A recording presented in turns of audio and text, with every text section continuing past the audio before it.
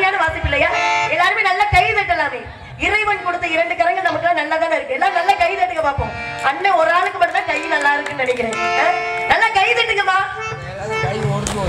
அதுதான் என்னன்னு எனக்கு தெரியல. பாருங்களேன், எங்களுக்காக கை தட்ட வேண்டாம். இந்த கை தட்டுவதற்குள்ளாக நிறைய நன்மைகள் இருக்கு. என்ன தெரியுங்களா? மனம் என்பது மகிழ்ச்சி பெறுகிறதாம், மனம் என்பது அமைதி பெறுகிறதாம், மூளைக்கு ஓடக்கூடிய நரம்பு மண்டலங்கள் எல்லாமே சீராக ஓடக்கூடிய தன்மை பெறுகிறதாம். அது மட்டும் கிடையாதுங்க. காய்ச்சல், சளி, தலைவலி அப்படின்னா எல்லாமே மருத்துவமனைக்கு போறோம் இல்லையா? முதல்ல என்ன பரிசோதனை எடுக்க சொல்லுவாங்க? ரத்த பரிசோதனை இல்லையா? ரத்த பரிசோதனை எதற்காக எடுக்க சொல்றாங்கன்னு இதுவரை யாராவது சிந்திச்சு பார்த்திருக்கிறோமா? இப்ப உதாரணத்துக்கு காய்ச்சல்னு போறோம், தெர்மாமீட்டர் வச்சு பரிசோதனை பண்ணி பார்ப்பாங்க. அளவுக்கு அதிகமான காய்ச்சல் இருந்தது அப்படின்னா முதல் கட்டமாக ரத்த பரிசோதனை எடுப்பாங்க. எதற்காக தெரியுங்களா? மனித உடல்ல ஏதாவது கிருமிகள் இருந்தால் அது முதலில் கலக்கக்கூடியது ரத்தத்துல தான் முதல்ல கலக்குமா. அதனாலதான் ரத்த பரிசோதனை எடுக்க சொல்றாங்க. அப்ப நம்ம கை தட்டுவதன் மூலமாக ரத்தத்தில் இருக்கக்கூடிய கிருமிகள் ஆகப்பட்டது கலந்து கரைந்து சிறுநீர் வழியாக வெளியேறக்கூடிய தன்மை இருக்கா. எவ்வளவு பெரிய விஷயம் பாத்தீங்களா? இங்க உட்கார்ந்து இருக்கவங்களுக்கு எத்தனை பேருக்கு சர்க்கரை நோய் இருக்கு? தமிழ்ல கேட்டா இப்ப யாருக்கும் தெரியறது கிடையாது. சுகர் எத்தனை பேருக்கு இருக்கு? ஏன்னா முக்காவாசி பேருக்கு இருக்கும். ஏன்னா அப்படிப்பட்ட ஒரு பழக்கப்படுத்தப்பட்ட நோய் ஆயிருச்சு சர்க்கரை நோய் அப்படிங்கிறது. முதல்ல இந்த சர்க்கரை நோய்னா என்னன்னு தெரியுங்களா ஐயா? இதுக்கு முன்னாடி நகைச்சுவை நடிகர்கள் வந்தாங்க, எல்லாருமே நல்லா மகிழ்ந்து சிரித்து மகிழ்ந்தீங்க. இதுக்கப்புறம் வள்ளி நான் வந்துட்டேன் அப்படின்னா தயவு செய்து கொஞ்சமாவது நம்ம சிந்திக்க கூடிய நேரம் இது. தயவு செய்து சிந்திக்கணும். நான் என்ன சொல்ல வரேன் அப்படின்ற விஷயத்தை தயவு செய்து நீங்க எல்லாரும் காது கொடுத்து கேட்கணும். இப்ப சர்க்கரை நோய் அப்படின்னா என்ன அப்படின்னு கேட்டீங்கன்னா, மனித உடல்ல ஓடக்கூடிய ரத்தத்துல இன்சுலின் என்று சொல்லப்படக்கூடிய ஒரு காரத்தன்மை இருக்குமா. அது நடுநிலையாக இல்லாமல் அதிகரிப்பதும் குறைவதும் தான் இந்த சர்க்கரை நோய்க்கான காரணமா. அப்ப நம்ம கை தட்டுவதன் மூலமாக அழுத்தமாகப்பட்டது ரத்தத்துல கொடுக்கப்பட்டு இன்சுலினுடைய தன்மையாகப்பட்டது நடுநிலையாக வச்சிருக்கக்கூடிய தன்மை பேர் தான். எவ்வளவு பெரிய விஷயம் பாத்தீங்களா?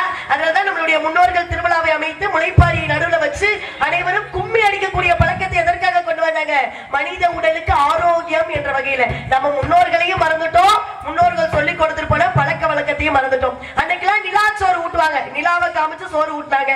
இன்னைக்கெல்லாம் எதை காமிச்சு சோறு ஊட்டுறீங்க நீங்க எல்லாம்? செல்லு. என்ன காரணம் பாருங்களேன், அன்னைக்கெல்லாம் இடுப்புல தூக்கி வச்சு பிள்ளைய நிலாவை பாரு, அங்க பாரு, நிலாவை பாரு அப்படின்னு சொல்லும் போது அன்னார்ந்து குழந்தை மேலே நிமிர்ந்து பார்க்கும் போது உணவை ஊட்டும் போது அந்த உணவாகப்பட்டது சிறிய உணவு குழலின் வழியாக சென்று செரிமானம் என்பது எளிமையாக நடக்கும் அப்படின்ற காரணத்துக்காக தான் அன்னைக்கு நிலாவை காமிச்சு நிலா சோறு ஊட்டணும். தயவு செய்து முன்னோர்கள் சொல்லி கொடுத்து போன பழக்க வழக்கத்தை எல்லாம் நம்ம பின்பற்றணும், எதையும் மறக்க கூடாது அப்படின்றதுக்கு இணங்க உங்ககிட்ட ஒரு கோரிக்கையை வச்சுட்டு, வணக்கம், தெய்வீகமான இந்த திருச்சபைக்கு ஸ்ரீ வள்ளி என்ற கதாபாத்திரத்தை ஏற்றெடுக்கும் திண்டுக்கல் காயத்ரியின் அன்பும் பணிவும் கலந்து வணக்கம்.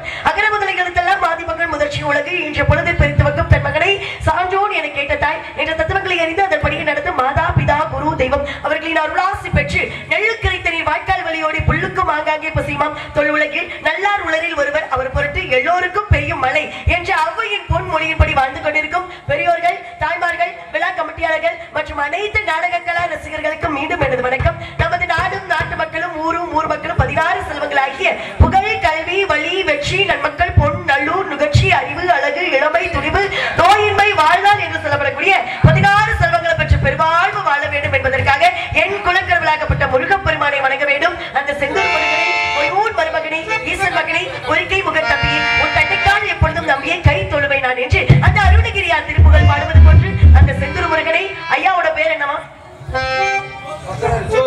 கொத்தனார் ஜோதி அவர்களுக்கு என்னுடைய நன்றி. அவர்களுடைய குடும்பத்தார் அனைவருமே அந்த இறைவனுடைய அருள் பெற்று நிறைவாக வாழணும் அப்படின்னு கேட்டுக்கிறேன். கொத்தனார் ஜோதி அவர்களுக்கு நன்றி நன்றி நன்றி.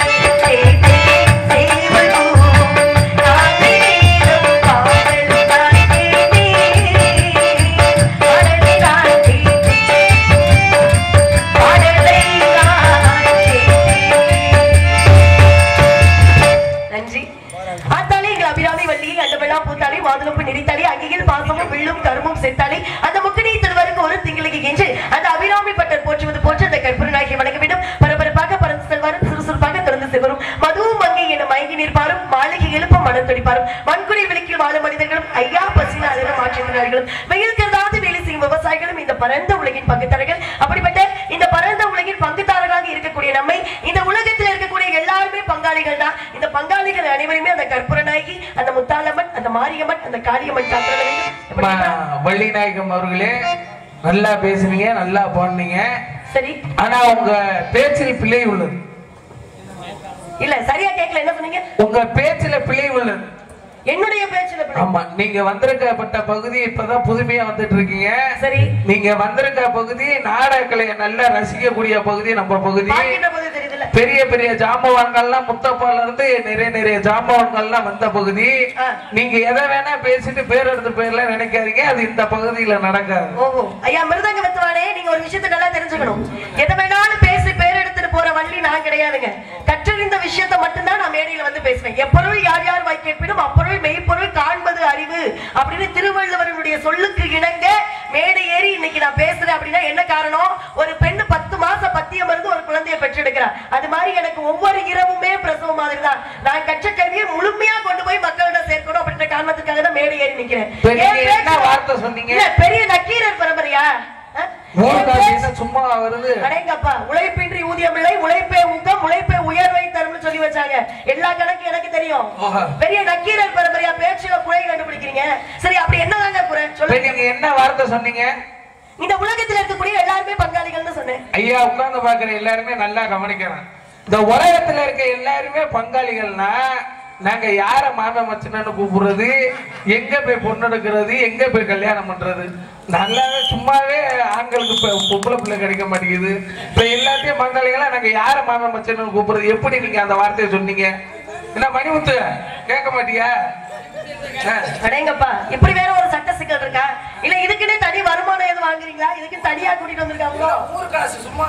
அடேங்கப்பா, இப்ப மிருதங்க வித்துவான் கேட்டதுக்கு எவ்வளவு பேர் மகிழ்ச்சி அப்படி கை தட்டினீங்க. பரவாயில்லப்பா, வள்ளியம்மாவே கேள்வி கேட்டு நிப்பாட்டிட்டாரியா அப்படின்னு. இப்ப நான் அதுக்கு பதில் சொல்லுவேன். அதே மாதிரி உங்களை இந்த மேடையில அசிங்கப்படுத்தாம நாங்க விடுறதா? என்னை அசிங்கப்படுத்துறதுக்கு இன்னும் ஒரு ஆளு பிறக்கவே இல்லைங்க. ஏன்னா தம்பி உடையான் படைக்கு அஞ்சான், நல்ல மனைவி உடையால் விருந்துக்கு அஞ்சான், நல்ல ஆடை உடையால் அவைக்கு அஞ்சான், சட்டம் படித்தவன் சபைக்கு அஞ்சான், நல்ல கல்வி கற்றவை பேச்சுக்கு அஞ்சான்னு சொல்லி வச்சிருக்காங்க. என்னை அசிங்கப்படுத்த யாருனாலே முடியாது. முடிஞ்சா பதில சொல்லி கொடுங்க, அப்ப ஏத்துக்கிற மாதிரி. ஐயா எல்லாரும் நல்லா கவனிங்க ஐயா. இந்த உலகத்துல இருக்கக்கூடிய எல்லாருமே பங்காளிகள் தான். எப்படி தெரியுங்களா? ஐம்பூதங்கள் 5 இருக்கு. நீர், நிலம், காற்று, ஆகாயம், நெருப்பு என்று சொல்லப்படக்கூடிய ஐம்பூதங்கள் 5 இருக்கு. இந்த 5க்குமே பங்கு போடாத மனிதர்கள் நம்ம எங்கேயாவது இருக்கிறோமா? நிச்சயமாக கிடையாது. நிலத்துக்கு பங்கு வரும். காலையில எதிர்த்து செய்தித்தாளை திறந்து பாருங்க, நில பிரச்சனை அண்ணன் தம்பி வெட்டிக்கிட்டு சாகுறாங்களா இல்லையா? இன்னும் நில பிரச்சனை எத்தனை வழக்கு இன்னும் நிலுவையிலேயே இருக்கு. அப்ப நிலத்துக்கு பங்கு வர்றோமா? நீருக்கு பங்கு வரும். காலையில எந்திரிச்சு கொலாய் ஏரியில போய் பாருங்களேன், எங்க பெண்கள்லாம் எப்படி சண்டை வர்றாங்க. ஏன் தண்ணி நீ தூக்குன, இது ஏன் தண்ணி ஓன் தண்ணி சண்டை வரோமா இல்லையா? அப்ப நீருக்கு பங்கு வரும். ஏன் ஆகாயத்துல கூட பங்கு போட ஆரம்பிச்சிட்டோம். இன்னும் 100 வருடங்கள் கழித்து இந்த புதன் என்று சொல்லப்படக்கூடிய பூமி கிரகத்துல மனிதர்கள் வாழ மாட்டாங்களாம். செவ்வாய் கிரகத்துல மனிதர்கள் வாழக்கூடிய தன்மை இருக்குன்னு அறிவியல் ஆராய்ச்சியாளர்கள் கண்டுபிடிச்சிட்டாங்க. பெரிய பெரிய தலைக்கட்டுகள் அங்கேயும் பிளாட் வாங்கி போட ஆரம்பிச்சிட்டாங்க. அப்ப பங்கு போடக்கூடிய நம்ம எல்லாம் யாரு? இந்த உலகத்துல மனிதனாக பிறந்த எல்லோருமே ஏதோ ஒரு விஷயத்துக்காக பங்கு போட்டுதான் இந்த உலகத்துல வாழ்ந்துகிட்டு இருக்கோம். அப்ப பங்கு போடக்கூடிய நம்ம எல்லாம் யாரு? பங்காளிகள் இல்லையா? உலகத்துல பிறந்த எல்லாருமே பங்காளிகள் தான். ஆனா யார வேணாலும் நம்புங்க, பங்காளிகள் மட்டும் நம்பிராதீங்க. ஏன்னா பல பேர் வாழ்க்கையில பங்காளிகளிடம் போய் பாலா போனவங்க தான் அதிகமா இருப்பீங்க இல்லையா? ஏன்னா அண்ணன் தம்பினா இப்படித்தாயா வாழணும் அப்படின்றதற்கு எடுத்துக்காட்டாக அண்ணன் கஷ்டப்படுவதற்காக காட்டுக்கு போனாலும் தம்பி கூடவே போனா பாருங்க லட்சுமணே, அது மாதிரி தம்பி அமையணும் என்பதற்கு எடுத்துக்காட்டாக ராமாயணம் என்ற இதிகாசத்தை கொடுத்து போயிருக்காங்க. பங்காளிகளுக்குள்ள போட்டி போடாம வந்துருச்சு அப்படின்னாவே அழிவு நிச்சயம் என்பதை எடுத்து சொல்வதற்காக மகாபாரதம் என்ற இதிகாசத்தை கொடுத்து போயிருக்காங்க. இப்படி எத்தனையோ விஷயங்களை பேச காத்திருந்தாலும் அது மாதிரி பாருங்களேன், இன்னொரு விஷயம் இருக்கு. இந்த கடலோர பகுதியில எல்லாம் இந்த மீன்பிடி தொழிலாளர்கள் இருப்பாங்க, முத்து எடுக்கிற தொழிலாளர்களா இருப்பாங்கல்ல, அவங்க எல்லாம் கூட யாரும் தெரியுங்களா ஐயா கூட்டிட்டு போவாங்க? அண்ணன் தம்பியை கூட வச்சுக்கவே மாட்டாங்க, பக்கத்துல கூட்டிட்டு போகவே மாட்டாங்க. மாமன் மச்சனத்தை துணைக்கு கூட்டிட்டு போவாங்க. என்ன காரணம் தெரியுங்களா? கடல்ல குதிக்கும் போது தன்னுடைய இடுப்புல ஒரு பக்க கயிற்றை கட்டி கொண்டு மறுபக்க கயிற்றை கரையில் நிற்கக்கூடிய தன்னுடைய மாமன் கிட்டையோ மச்சனைக்கிட்டே தைரியமா கொடுத்துட்டு கடல்ல குதிக்கலாம். ஏன்னா நமக்கு ஏதாவது ஒண்ணு ஆயிடுச்சுன்னா அவனுடைய தங்கச்சியவோ அக்காவையும் பார்க்க ஆள் இருக்காதுன்னு கெட்டியா உட்காந்து புடிச்சுக்கிட்டு இருப்பேன். அவன் உயிரை கையில பிடிக்கிற மாதிரியே புடிச்சுக்கிட்டு இருப்பேன். உள்ள போன நம்ம மாமே வந்து உயிரோட திரும்ப நல்லபடியா வரணும் அப்படின்னு. இதுவே அண்ணனோ தம்பியோ கூட்டிட்டு போய் கையில கொடுத்து பாருங்களேன், கல்ல கட்டி உள்ள தள்ளி விட்டுருவாங்க. இதோட போடா வராதடா அப்படின்னு. அப்ப யார வேணாலும் நம்பலாம், பங்காளிகளை மட்டும் நம்ப கூடாது. ஆனா மலையேறினாலும் மாமே மச்சனனுடைய துணை வேணும் என்பதற்கு இணங்க அந்த மாரியம்மனை வணங்கிடலாமா?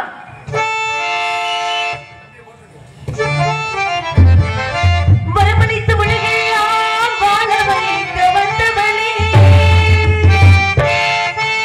கரம் குவித்து வேண்டுகின்றோம் காத்திடுவாய் கருமாரி, காத்திடுவாய் கருமாரி.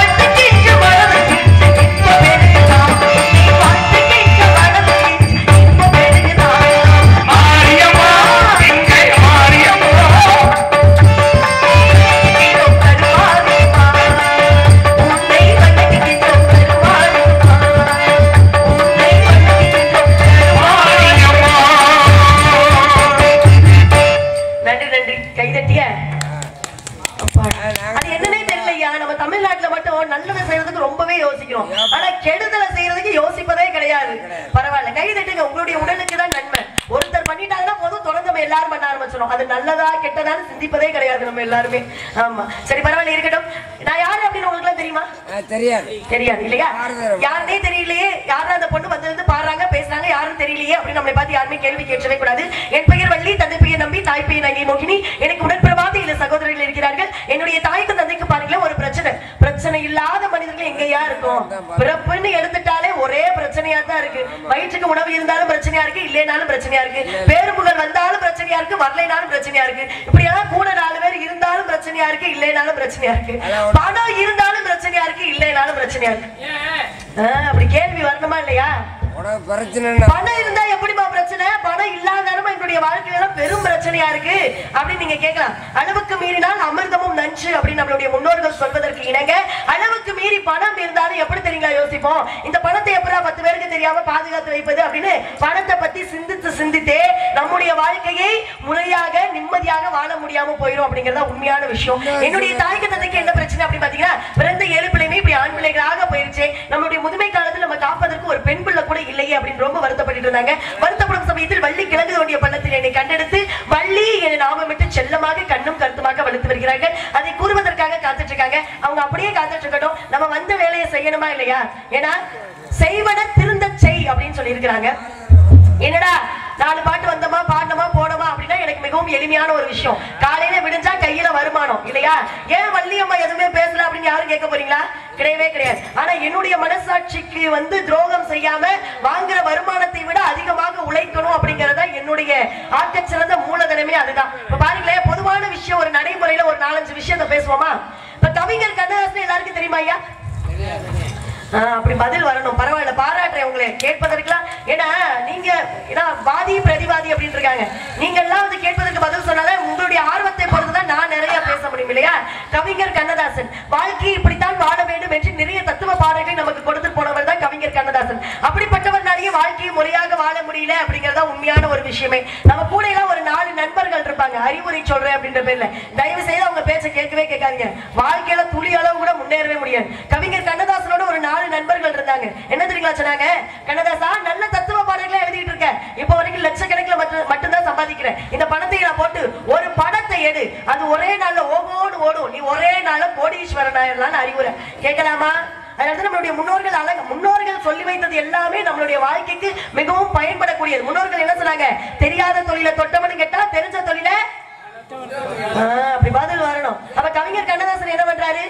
இருந்த பொண்ணு பொருள் வீடு மனைவியுடைய நகைகள் எல்லாத்தையும் வித்து ஒரு படம் எடுத்தார். அந்த படத்தினுடைய பெயர் கவலை இல்லாத மனிதன் படம் எடுத்தார். மனுஷன் அதோட கவலையா போயிட்டார். அவ்வளோ பெரிய கோடீஸ்வரர், ஆனா இறக்கும் போது கடனாளியாக இறந்தார் என்பது உண்மையான ஒரு விஷயம். குடும்பத்துல ரொம்ப வறுமை. மனைவி என்ன சொல்றாங்க? ஏங்க, நீங்க வாங்கி வச்ச கடனையே அடைக்க முடியல, நம்ம சாப்பாட்டுக்கே வழி இல்லாத நிலைமைக்கு வந்துட்டோம், உங்க கூட பிறந்த அண்ணன் கிட்ட போய் ஏதாவது காசு பணம் இருந்தா உதவிக்கு வாங்கிட்டு வாங்க அப்படின்னு சொல்லி அனுப்புறாங்க. கவிஞர் கண்ணதாசனுக்கு நம்பிக்கை, கூட பிறந்த அண்ணன் தானே உதவி செய்யாம போயிருவாங்களா அப்படின்ற நம்பிக்கையோடு போறாரு. ஆனா கவிஞர் கண்ணதாசனுக்கு கிடைத்ததோ பணம் கிடையாது, ஏமாற்றம் மட்டுமே கிடைத்தது. கவிஞர் கண்ணதாசனுக்கு கோபம் வந்தது. நமக்கெல்லாம் கோபம் வந்தா என்னங்க எடுப்போம் கையில? கத்தி, கடப்பார, மஞ்சட்டி, கொரடு என்ன பக்கத்துல இருக்க எடுக்க வேண்டியது. பாருங்க, வன்முறை கூடவே கூடாது. ஏன்னா பொறுமையா இந்த உலகத்துல பொறுமையா வாழ்றதுக்கு தான் அறிவு தேவை. கோபம் நாய்க்கு கூட தான் வரும் இல்லையா? வன்முறை கூடவே கூடாது. கத்தியை தீட்டுவதை விட புத்தியை தீட்டு, அறிவால வச்சு சண்டை போடுவதை விட அறிவால் சண்டை போடுவதே சிறந்தது, கத்தியின் முனையை விட பேனாவின் முனை கூர்மையானது அப்படின்னு சொல்லி வச்சாங்க. கவிஞர் கண்ணதாசனும் பேனாவை எடுத்தார். அப்போது கிடைத்ததான் இந்த பாடல்கள் அனைத்துமே. அன்னைக்கு என்னடா தம்பி என்னடா அவசரமான உலகத்திலே ஆசை கொள்வதில் அர்த்தம் ஏனடா, காசல்லாதவன்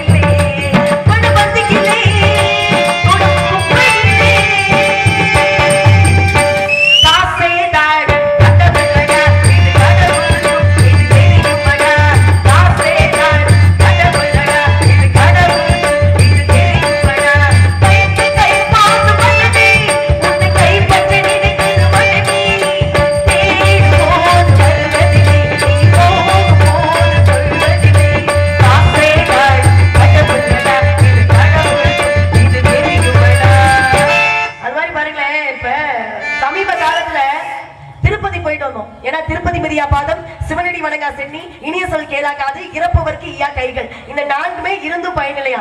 இன்னும் நம்ம ஊர்ல எத்தனை பேர் திருப்பதி போகாத நபர்கள் இருக்கீங்க?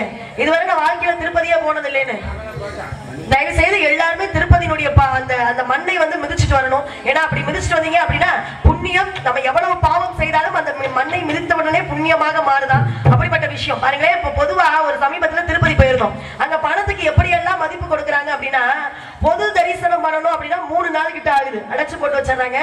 3 நாள் ஆகுது பொது தரிசனம் பண்ணணும். காசு கொடுக்காம சாமியை பார்க்கணும்னா அதுவே சிறப்பு தரிசனம் 200 ரூபாய் கொடுத்துட்டோம்னா ஒரு நாள்ல பாத்துடலாம். இன்னொன்னு விஐபி தரிசனம்னு இருக்கு. அதுக்கு ஆங்கிலத்துல என்ன அப்படின்னா வெரி இம்பார்ட்டன்ட் பர்சன் அப்படின்னு பேரு. ரொம்ப முக்கியமான நபர்கள், முக்கிய பிரபலங்களுக்கு உடனடியாக போய் பார்த்துட்டு வராங்க. அவங்களுக்கு 2000 ரூபாய். இப்ப பாருங்க, காசேதான் கடவுளடா, அது கடவுளுக்கு தெரியுமாடா, கடவுளை பார்க்கணும்னாலும் கூட இங்க கையில பணம் வேண்டுமடா அப்படிங்கறதுதான் உண்மையான ஒரு வாழ்க்கையினுடைய நியதி ஆகி போச்சு. சரி இருக்கட்டும், ரொம்ப பேச வேண்டாம்னு நினைக்கிறேன். பேசுவோம். இதே கூட்டம் இப்படியே இருக்கட்டும். இன்னைக்கு மதுரை கீழையூர் ராதாகிருஷ்ணா இல்ல திண்டுக்கல் காயத்ரியான்னு பார்ப்போம். ஏன்னா சிவகங்கை மண்ணுல வந்து சிவகங்கை மண்ணை மீட்டெடுத்து கொடுத்த ஒரு பெண்மணி யாரு தெரியுங்களா? வீரமங்கை வேலுநாச்சியார் ஆகப்பட்டவங்க. ராமநாதபுரத்தை சேர்ந்த முத்துவடுகநாதரை திருமணம் செய்து இங்க சிவகங்கை மண்ணை மீட்டெடுப்பதற்காக தன் உயிரையும் பொருட்படுத்தாமல் ஒரு பெண்மணி நம்ம மண்ணுக்காக வாழ்ந்தாங்க அப்படின்னா அது வீரமங்கை வேலுநாச்சியார். அந்த பெண்ணுக்காக இன்னொரு பெண் உயிர் கொடுத்திருக்காங்க. யாரு தெரியுங்களா? குயிலி அம்மையார். குயிலி என்று சொல்லப்படக்கூடியவங்க. அவங்க என்ன தெரியுங்களா பண்ணாங்க? அந்த காலத்துல எல்லாம் ஆங்கிலேயர்களை அழிப்பதற்கு நம்ம கையில வந்து அவ்வளவு பெரிய ஆயுத கருவிகள்லாம் எதுவுமே கிடையாது. ஆனா ஆங்கிலேயர்கள்ட்ட விதவிதமான துப்பாக்கிகள்லாம் நிறைய இருந்தது. அப்ப இந்த குயிலி அம்மையார் என்ன நினைக்கிறாங்க? ஆங்கிலேயர்களை நம்ம உடனடியாக தோற்கடிக்கணும் அப்படின்னா அவங்க கிட்ட இருக்கக்கூடிய ஆயுதங்களை முதல்ல அழிக்கணும். எப்படிப்பட்ட புத்திசாலி பெண்மணி பாருங்க. ஒருத்தரை அழிக்கணும்னா அவங்க கிட்ட என்ன வலிமை இருக்கு அதை முதல்ல அழிச்சோம் அப்படின்னா அவங்களை எளிமையா அழிச்சிடலாம். எப்படிப்பட்ட புத்தி பார்த்தீங்களா? அப்ப அந்த ஆயுதங்களை வைத்திருக்கக்கூடிய கிடங்குக்குள் தன்னைத்தானே தீப்பற்றி கொண்டு அந்த கிடங்குக்குள் குதித்து அந்த ஆயுத கிடங்கையும் அழித்து தன்னையும் அழித்து இந்த சிவகங்கை மண்ணை மீட்டெடுப்பதற்கு உதவி செய்த குயிலி அம்மையாரை இன்றைக்கும் இந்த நேரத்தில் நினைக்கும் போது மகிழ்ச்சி அடைகிறேன். நம்ம எல்லாரும் அதை நினைக்கணும். அதனால காதல் ஆசை எப்படியெல்லாம் என் காதலை சொல்லணும் அப்படின்னா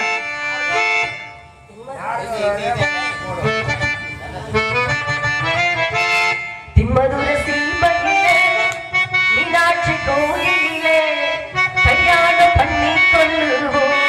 ஏன் பொண்ணுமா சொல்லாம அள்ளி கொள்ளுவோம்.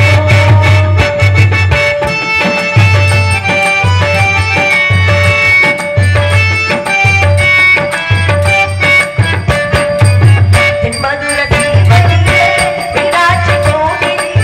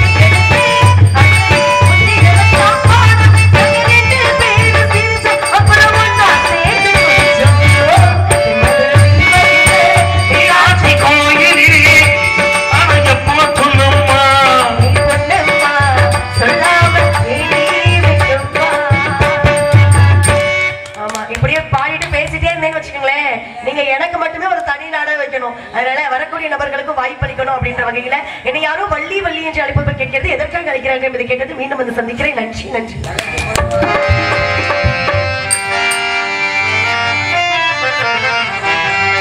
கடவுள் ஏன் கல்லான் மனம் கல்லாய் போன மனிதர்களாலே கடவுள் ஏன் கல்லான் மனம் கல்லாய் போன மனிதர்களாலே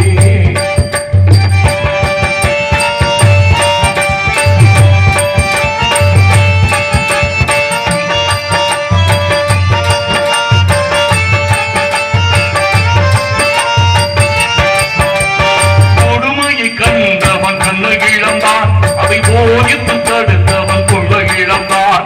கொடுமையை கண்டவன் கண்டு இழந்தான். போதித்து தடுத்தவன் கொள்ள இழந்தான். இரக்கத்தை நினைத்தவன் கொள்ள இழந்தான். இரக்கத்தை நினைத்தவன் கொள்ள இழந்தான். எல்லோருக்கும் நல்லவன் தன்னை இழந்தான். எல்லோருக்கும் நல்லவன் தன்னை இழந்தான். கல்லான் மனம் கல்லான் போன மனிதர்களாலே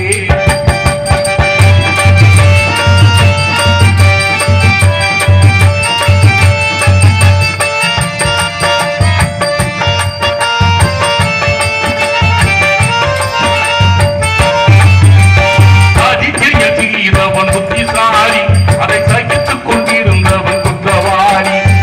அதிசய தீரவன் புத்திசாலி, அதை சகித்துக் கொண்டிருந்தவன் குற்றவாளி. உண்மையை போனவன் பரிகாரன்.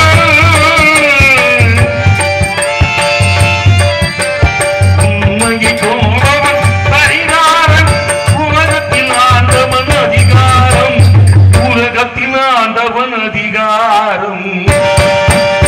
கடவுள் ஏன் கல்லான் மனம் கல்லான் போன மனிதர்களாலே